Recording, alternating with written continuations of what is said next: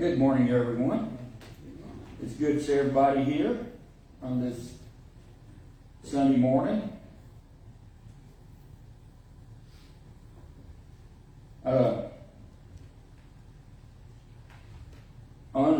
On the Facebook post, I got the title of the sermon, Deny God or Confess Christ. Which one would you do? And it's coming, I'm basing it in Acts 16, verses 16 through 34. This is part of the Gospel to Every Home initiative, but I'm kind of taking a different slant with it.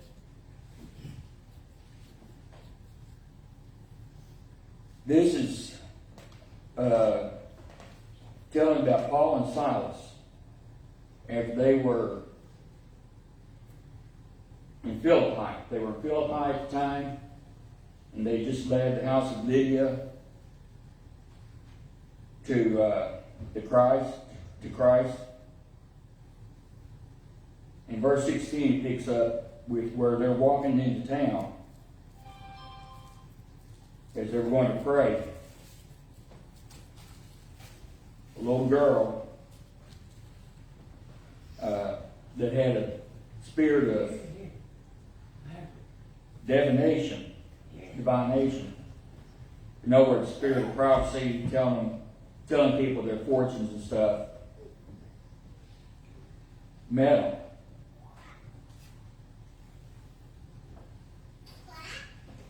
And she took Paul and Silas to her masters, the ones that were making money off of her doing this stuff.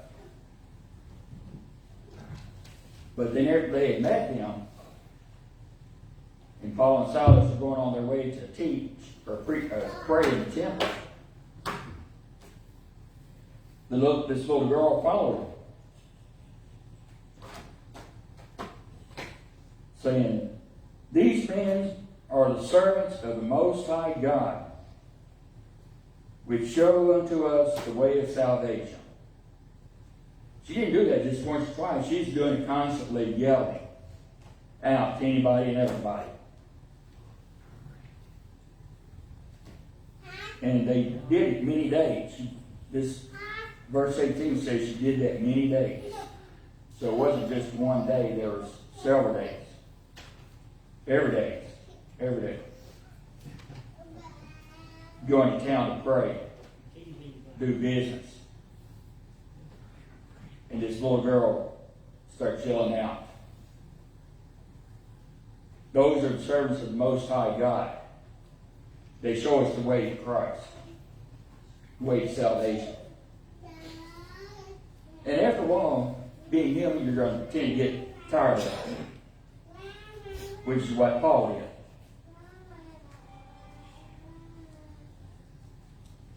And Paul commanded the spirit of divination to come out of the little girl.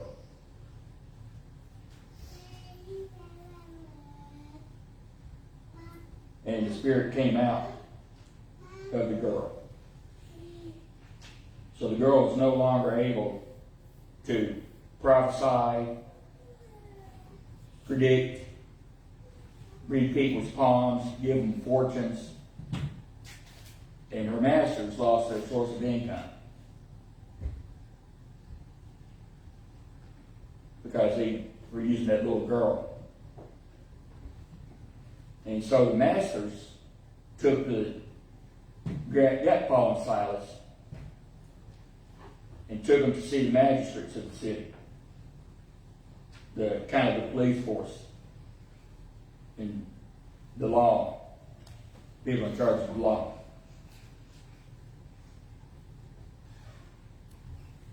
And they said, "These men, being Jews, do exceedingly trouble our city,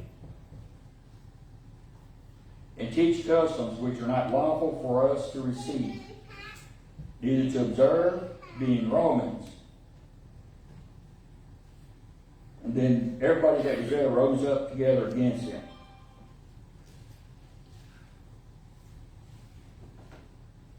Magistrates tore their clothes and had them issued an order for them to be whipped, be beaten. And then they were thrown into prison.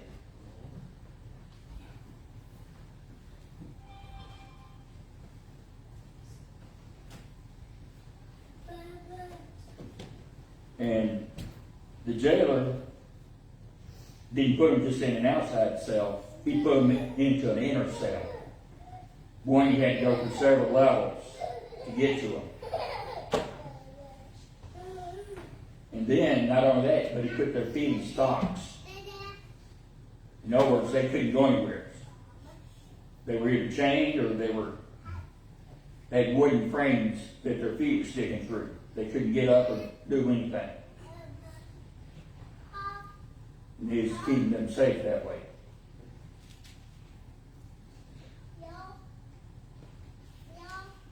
Now, Paul and Silas, what did they do?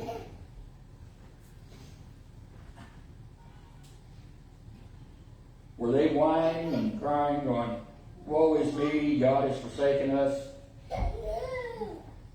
left us here to die in this awful place"? No.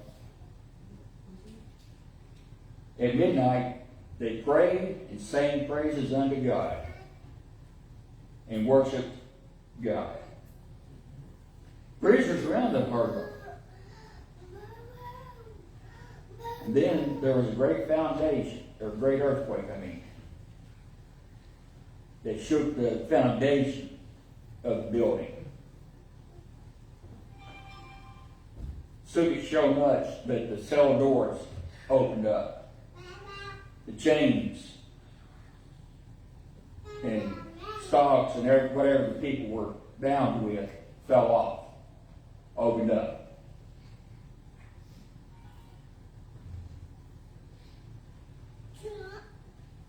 Now the keeper of the prison, he had went home, he was in bed asleep, and he felt fairly confident that the prisoners were going to be safe. Then all of a sudden there's this earthquake that comes up. And it's a huge earthquake.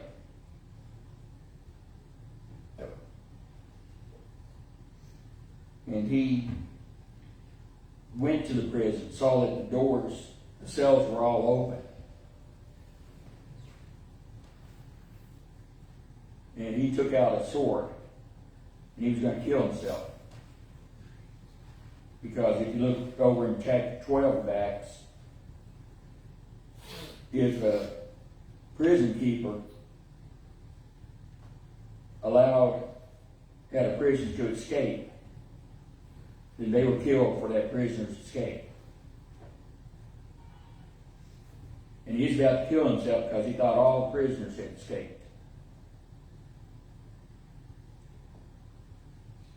But Paul cried out, "Do thyself no harm. We are all here."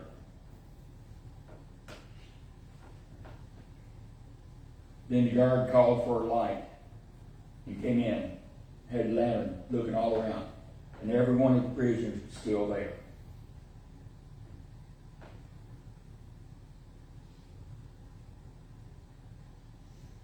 And then goes on.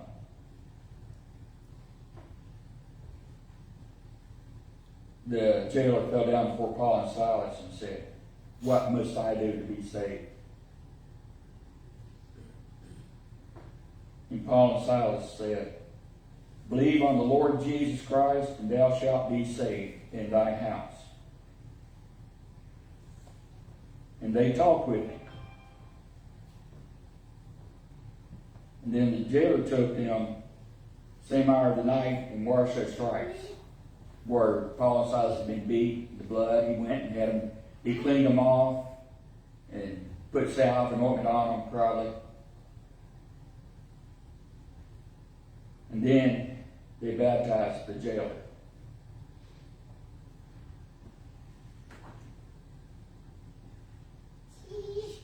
Then, verse 34, and when he had brought them into his house, he set meat before them, and rejoiced, believing in God with all his house.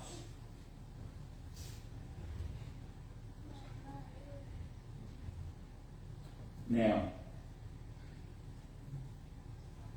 what would you do if you were in a situation like that? There's a movie out called Tortured for Christ. It's a biographical movie about Richard Wurmbrand, who is the founder of the Voice of the Martyrs organization. Back in the 40s, when Russia invaded Romania, he was arrested and taken away and thrown in prison.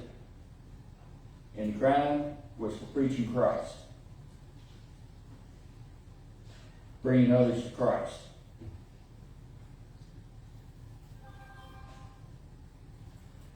And he wasn't the only one. There's several others that were in this prison and in prison throughout the country. Because Russia was coming in and trying to bring in communism, atheism at the time. And like I said, this is back in the 40s. It's history and it's what they were doing. The Russians were saying, hey, we'll believe the church. And the church, as long as the church does what we say, and you preach the communism and the other things of this, we'll leave you alone. But this Richard Wurmbrand, he had watched throughout the history of Stalin, Nietzsche, and all the others that were trying to do away with Christianity and bring in communism. And he knew what was going on when he's sitting in a Congress that day. It was a meeting of where all the evangelical, or all the churches of that city were gathered, promising, pledging to Russia their devotion. Except for Richard, he got up and started preaching about Christ, saying, no, this is the one we need to be following. He's the one we need to be watching out for. They cut his mic off, and he's able to walk out. He walked out. They didn't really do anything to him, but they kept him under watch. And he held a secret church in his house. Like I said, he was arrested on his way to perform a wedding. They snatched him off the street, took him to prison, threw him in jail for preaching Christ. And they would beat him and different things. And one of the guards, one of the high up guards, was talking to him one day, saying, you know, your wife's now in a prison. She was sent to a concentration camp to help build a canal on the Danube River. And their son was having to live with some relatives. And none of them knew if the other was alive. But this guard was saying, look, your wife's in jail for this. You're in jail for this. Your son's out there growing up without his parents. Tell me the names of the other people in your church, and I'll be easy on you. I'll let you go. He wouldn't do it. And the guy kept on pushing him, saying, you know, I can have you beat I haven't had him shot. Where would your God be then? And Richard looked at him and said, yes, I know you can beat me. I know you can do all sorts of other things to me. And I know you can have me shot. You can shoot me. But my life is not mine to give. Richard had enough faith that he was bold enough to stand and say, if you shoot me, I'm just going to go to Christ. What you do here on earth is nothing. Because I know where I'm going to be going.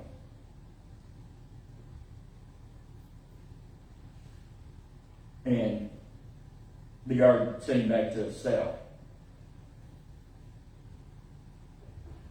And all the Christians would gather around each other and share the Bible. They had memorized verses like we should memorize verses and go all throughout. And they knew the Bible, and they would use that to share God with others, encourage each other. And the other prisoners that weren't Christians would see this too. And they eventually would come to Christ. Some of them did.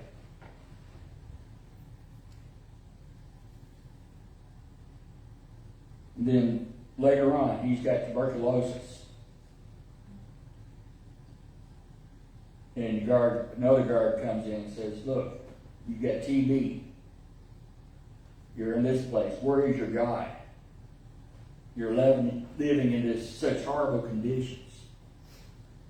And yet you still pray to him. What do you have left that you can pray for? And Richard looked up at him and said, I was praying for you.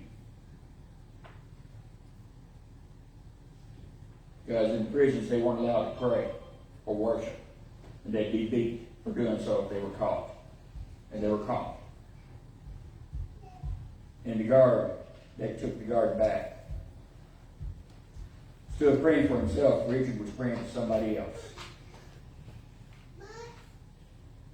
That God would intervene in his life. And that whole movie is similar to this that we went through here in Acts. Paul and Silas, they were in prison. They had been beaten. Probably not as bad as Richard was, because he was in prison for 14 years. They had whipped his feet so bad that he was not able to walk normal after he got out. He always had a limp of some type. I'm not sure. They don't go into that. But he had physical effects from his time in prison. But yet, and the whole time he was in there, they were asking him, just give us names of people in your church. Give us names of others that are like you, that are Christian, and everything. But he never gave them the names. Now, what would you do if you were in a situation like that? If somebody came up, snatched you off the street, took you to prison, beat you, whipped you, treated you poorly, and told you that, hey, you want to get out of here? Just tell us names of other Christians. Tell us the name of your Christian friends. What would you do? Would you break down, deny God, and tell the names of Christians, the names of other Christians? Or would you stand firm, like we're shown by Paul and Silas, and Richard Wurmbrand, and others? Stand firm and say, my life is not mine to give. and pray and worship and praise Jesus the whole time you were in prison in those horrid conditions.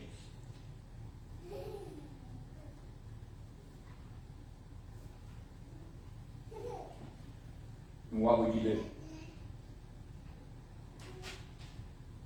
And that's kind of a tough question for anybody to answer.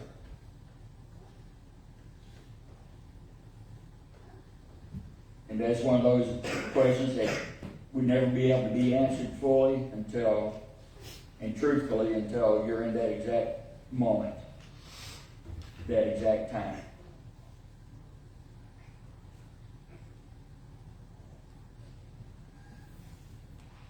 It is my hope and prayer, and I'm including myself in this, that we would all stand firm in our faith and preach Christ. Preach Him crucified and His salvation. And stand up to the ones that are wanting us to deny God. That is something we each have to decide on our own.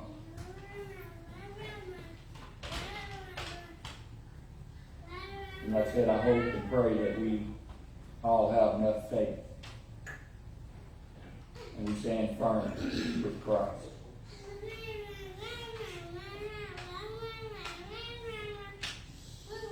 Now, Richard Wurmbrand, like I said, endured 14 years of beatings. His wife had been thrown in when she was in prison, in the work camp. She was thrown into the canal they were building, and broke a couple of ribs. And it's ice cold water because it's during the winter. At least it was portrayed that way in the movie. She suffered broken ribs for it, but she was eventually released. Richard was eventually released. And they were able to escape in 1965 and make their way here to the U.S. with their son.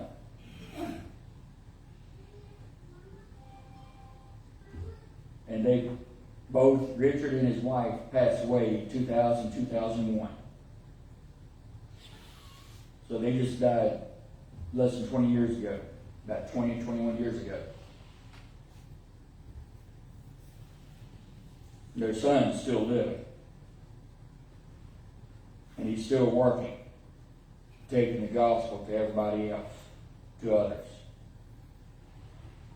Fighting against wrongs, different things.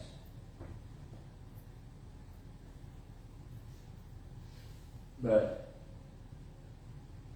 14 years he'd been beaten. He was injured, disabled. He could still walk, but he had a limp.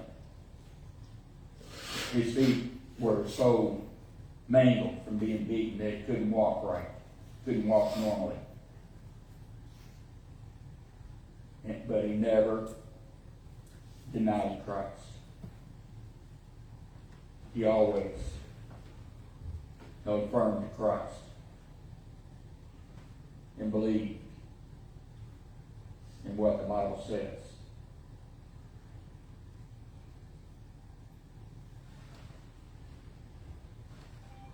And so as we come to an end, what would you do? If you want to make a profession of faith,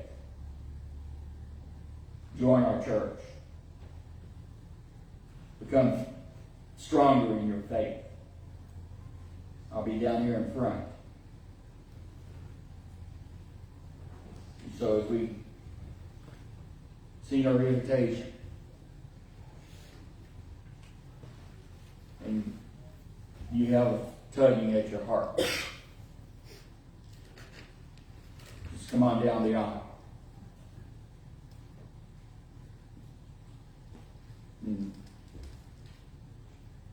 We'll go over it. 183. In 183.